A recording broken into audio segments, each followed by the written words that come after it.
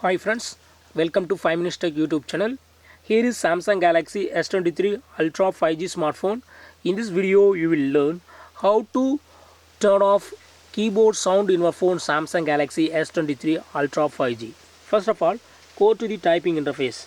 If you type from the keyboard, there will be small sound. For each press, you will have sound.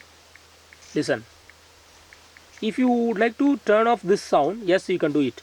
What you have to do is go to the settings of your phone here, then go to display, then go to sounds and vibration, settings, then sounds and vibration, then go to system sound, and here turn off this button Samsung keyboard.